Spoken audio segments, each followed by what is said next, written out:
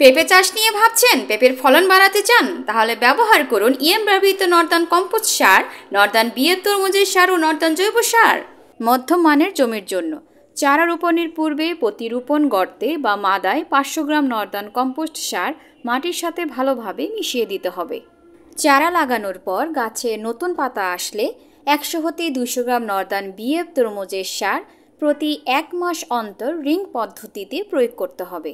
গাছে ফুল আসতে শুরু হলে প্রতি গাছে 150 হতে 200 গ্রাম নর্দান বিএফ তরমুজের সার ও 20 হতে 30 গ্রাম ইউরিয়া সার রিং পদ্ধতিতে প্রয়োগ করতে হবে। ফল আসা শুরু হলে প্রতি গাছে 150 হতে 200 গ্রাম নর্দান বিএফ তরমুজের সার, 50 গ্রাম নর্দান জৈব সার ও 50 গ্রাম ইউরিয়া সার রিং পদ্ধতিতে প্রয়োগ করতে হবে।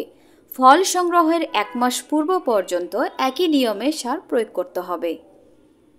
ফলন্ত গাছে সার প্রয়োগ প্রতি গাছের চারিদিকে এপ্রিল মাসে 200 হতে 250 গ্রাম নর্দান বিএফ তরমুজের সার, সেপ্টেম্বর মাসে আরেকবার 200 হতে 250 গ্রাম নর্দান বিএফ তরমুজের সার ও 50 গ্রাম জৈব সার প্রয়োগ করতে হবে। যদি বিএফ তরমুজের সার ব্যবহার করতে না চান আর রাসায়নিক সারের পরিমাণ জানা থাকে তাহলে রাসায়নিক সারও ব্যবহার করা যাবে।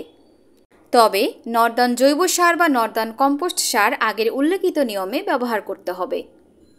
নর্দান জৈব বা নর্দান কম্পোস্ট সারের সাথে মিশিয়ে ব্যবহার করলে রাসায়নিক সারের কার্যকারিতা বেড়ে যাবে। ফসলের অবস্থা বুঝে আগের উল্লেখিত ডোজ কম বেশি করা যেতে পারে।